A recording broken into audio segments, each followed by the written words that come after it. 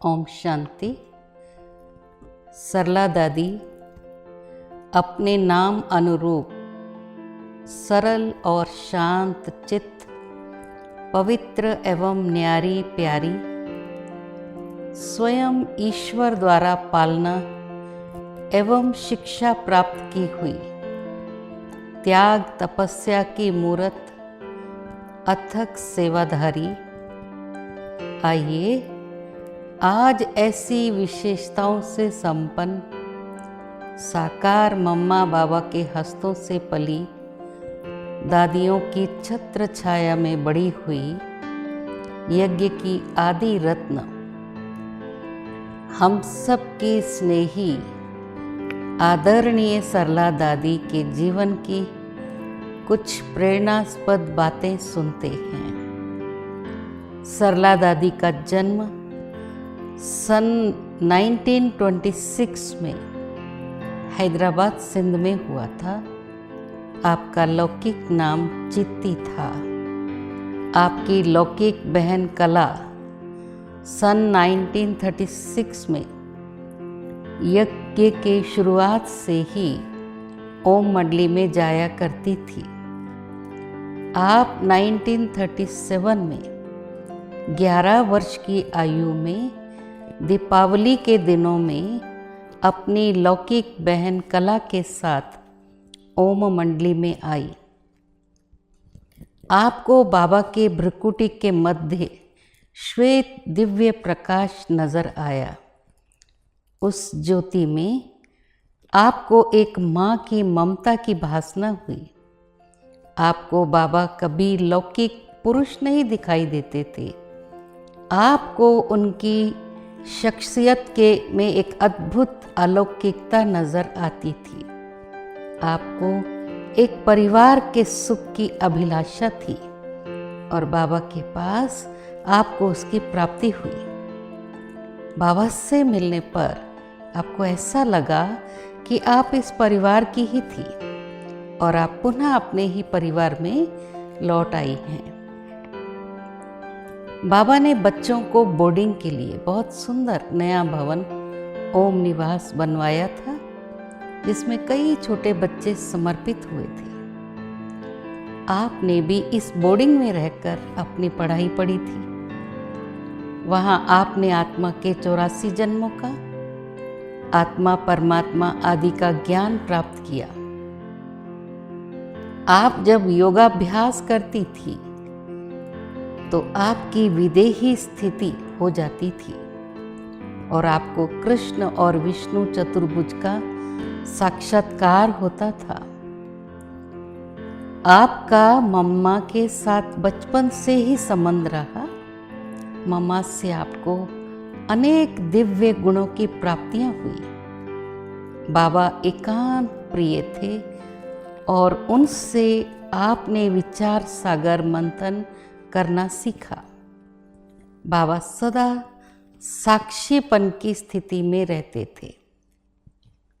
Boarding में 5 दादियों द्वारा आपको बहुत अच्छी पालना प्राप्त हुई। उनकी दृष्टि व्यवहार में अलौकिकता झलकती थी। शुद्ध संबंध के प्यार की महसूसता होती थी। आपको उन दादियों से भगवान समान प्यार प्राप्त हुआ। बोर्डिंग में आप गीत भी सीखते थे। आप बाबा के प्यार भरे गीत लिखकर उन्हें स्वयं ही तर्ज देकर बड़े फखुर से गाया करती थी। आपके द्वारा लिखे हुए गाए हुए कुछ गीत इस प्रकार हैं। आवो सखियां निज देश चले, अब प्रभु ने ये संदेश सुनाया। आवो सखियां निज देश चले, अब बाबा ने ये संदेश सुनाया। हृदय कमल आहा अति हर्षाया। आओ गोपियाँ निज देश चले अब, गोपी वल्लभ ने ये संदेश सुनाया। बाबा ने ये संदेश सुनाया। आपको बाबा और स्वयं पर संपूर्ण निश्चय था कि निराकार परमात्मा ही इस तन में आकर पढ़ाते हैं। आप ही वो कल्प पहले की आत्मा हैं जिसने डायरेक्ट बाप से ज्ञान लिया था। आप ही कल्प पहले वाली गोपिका हैं। बाप पर निश्चय होने से बाबा से सर्व संबंधों का भी निश्चय व अनुभव हुआ। आप जब मुरली सुनते सुनते ओम की ध्वनि में टिक जाती थी तो आपको लाइट माइट का अनुभव होता था। मन बुद्धि क्लियर होने के कारण बाबा की बात दिमाग के साथ दिल में भी छप जाती थी। आपको बाबा सिखाते थे आप शक्ति स्वरूप हैं। बाबा ने आपको योग और कर्म को साथ रख प्रैक्टिकल जीवन जीना सिखाया। बाबा एक एक शब्द की स्मृति से उसका स्वरूप बन अनुभव कराते थे। आपको स्वतः ही स्मृति रहती थी और इससे आप में समर्थी आती थी। पेपर आने पर ही मालूम पड़ता है हम कितना उसका स्वरूप बने। समय प्रति समय आपको निश्चय के अनेक पेपर भी आए। बाबा से प्राप्त हुई शिक्षा की हर एक आत्मा का अपना अपना पार्ट है। आपको हर छोटी बड़ी परिस्थितियों में मदद करता था। एक बार सत्संग में आने वाले के रिश्तेदारों ने पिकेटिंग की। बाबा आप बच्चों को सुबह क्लास से पहले घूमने के लिए भेजा करते थे। उस दिन वापस लौटने पर पिकेटिंग करने वालों ने सत्संग के बाहर घेरा डाला हुआ था। उन्होंने आप लोगों को क्लास में जाने से रोका तो आप बच्चों ने भी धूप में खड़े होकर भूखे प्यासे रहकर उनका सामना किया।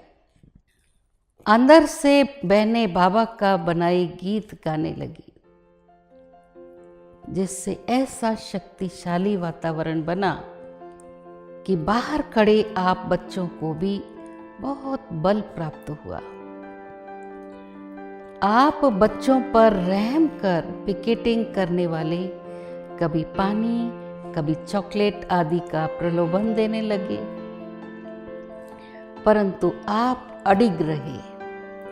आखिरीन उन्होंने बच्चों के साथ बड़ों को भी जाने की छुट्टी दी। अंदर आते ही बाबा ने आप सब पर गुलाब बाशी कराई और ठंडाई पिलाई। 3 दिन तक ऐसा करने के बाद आखिर आपके निश्चय की जीत हुई। बाबा भी बीच बीच में भिन्न भिन्न रीति से परीक्षाएं लेते थे और आपको आपके लौकिक परिवार में भेजते थे, यह देखने की आपकी उनसे कोई रग तो नहीं लगी हुई। कई परिवार वालों को लगता था कि आप लोगों पर जादू किया जाता है, तो वे जादूगर के द्वारा झाड़ फूंक करवाते, जादू उतारने के प्रयत्न करते, परंतु उनको कोई सफलता हाथ न लगती थी। बाबा आपको दिव्यता के छोटे छोटे पाठ पढ़ाते थे। बाबा ने आपको ये बताया था, आप शूद्र से देवता बनते हो तो आपको दिव्य गुणधारी बनना है। उस समय आपको ब्राह्मण सो देवता नहीं सिखाया जाता था, सीधा शूद्र से देवता बनने का पाठ ही पढ़ाया जाता था। दिव्य शक्ति की प्राप्ति द्वारा स्थूल के साथ साथ सूक्ष्म संस्कारों को भी आप सहज ही परिवर्तित कर पाते थे। माताएं बहनें भी उसी रीति धारणा करती थी, तो पवित्रता के कारण उनको यातनाएं भी सहनी पड़ती थी और कोर्ट केस तक बात पहुंच जाती थी। जिनका बाबा पर संपूर्ण निश्चय था वे ही यज्ञ में आगे चल पाए। साधनों की सुविधा के कारण आप बाबा के नहीं बने थे, संस्कार परिवर्तन के कारण आप उनके बने थे। सी फादर फॉलो फादर से आपके संस्कार स्वतः ही परिवर्तित होते रहे। बाबा कर्मयोगी थे और आपने भी उनसे यही सीखा। दादी बताती थी कि हर परिस्थिति में आप यही सोचती कि ऐसे में बाबा क्या करते, और उसी स्मृति से आप अपने कर्म करती थी। बाबा जो भी करने को कहता था उसकी वे पहले ट्रेनिंग देते थे। बाबा ने आपको हर कर्म में सत्यता, स्वच्छता सिखाई। बाबा ने एक मैं को पक्का कराया, व्हाट एम आई। ये मैं दूसरे मैं को समाप्त करता है, चढ़ती कला का अनुभव कराता है। प्रतिदिन रात में आप बाबा के साथ बैठ पूरे दिन की गतिविधियां बताती थी। आप संपूर्ण निश्चय बुद्धि थी। बेगरी पाठ में भी आपको ये नशा रहता था कि आप भगवान के साथ रहते हैं, साथ खाते हैं, चलते हैं। निश्चय के फाउंडेशन के कारण हर प्रकार के पेपर व परिस्थितियों से आप सहज ही पार हो जाते थे। आपने अपनी ईश्वरीय सेवाओं का आरंभ कानपुर से किया और मद्रास, लखनऊ, मदुराई, नागपुर, हैदराबाद आदि स्थानों पर आपने सेवाएं दी। लगभग 50 वर्षों तक बेंगलोर में रहकर अपने त्याग, तपस्या और निष्ठा से सेवाओं का विस्तार किया। आप 1958 में बेंगलोर आए और पांडव भवन के छोटे से कुटिया से अनेक सेवा केंद्रों को खोलने के निमित्त बनी। आपने कर्नाटक के अनेक प्रांतों में अपनी अथक सेवाएं दी। आपने कई बड़े जाने माने व्यक्तियों जैसे मुख्यमंत्री, मुख्य न्यायाधीश, कमिश्नर आदि की सेवाएं कर उन्हें ईश्वर का बनाया। आपने जेलों में हवाई जहाज द्वारा पर्चियां डालकर मेलों, पद यात्रा, रैली आदि विभिन्न तरीकों से सेवा की और अनेक आत्माओं का जीवन बनाया। जीवन के अंतिम क्षणों तक आप बेंगलोर के कुमारा पार्क सेवा केंद्र पर रह सेवाएं देती रही। आपने विभिन्न विंग्स द्वारा सेवाओं में भी बहुत योगदान दिया। आप सरलता की उदाहरण मूर्त थी। आप बहुत शांत एवं सरल स्वभाव की थी। आप सदा हर बात में संतुष्ट रहती थी और आप सबको संतुष्ट कर सुख देती थी। आप सहज ही सबको प्रभु प्रिय बना देती थी। आप कहती थी कि जीवन बनती है दूसरों को सुख देने से। आप यज्ञवत्सों की निस्वार्थ भाव से पालना करती थी। आपको बाबा की मुरली से विशेष प्यार था और आप ईश्वरीय मर्यादाओं की पक्की थी। आपने कई प्रकार के योग भट्टियां जैसे कब्रिस्तान योग, फरिश्ता स्वरूप योग आदि द्वारा भी यज्ञवत्सों को लाभान्वित किया। शरीर छोड़ने के कुछ साल पहले से आपका शारीरिक स्वास्थ्य थोड़ा गिरने लगा था। और हिप फ्रैक्चर होने के बाद आपका चलना फिरना भी बहुत कम हो गया था।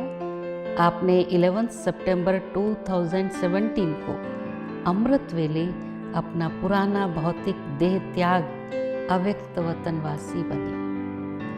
ऐसी बाबा की अनन्य रत्न यज्ञनिष्ठ ईश्वरीय परवरिश में पली सर्व सुखदायिनी महादानी मधुर भाषिनी अथक सेवाधारी हर परिस्थिति को सहज पार करने वाली सर्वस्नेही सरला दादी को उनकी पुण्यतिथि पर हमारी भावभीनी श्रद्धांजलि।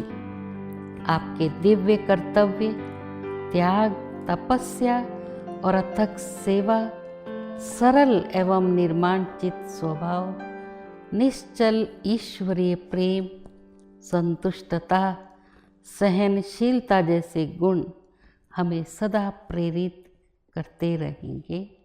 ओम शांति।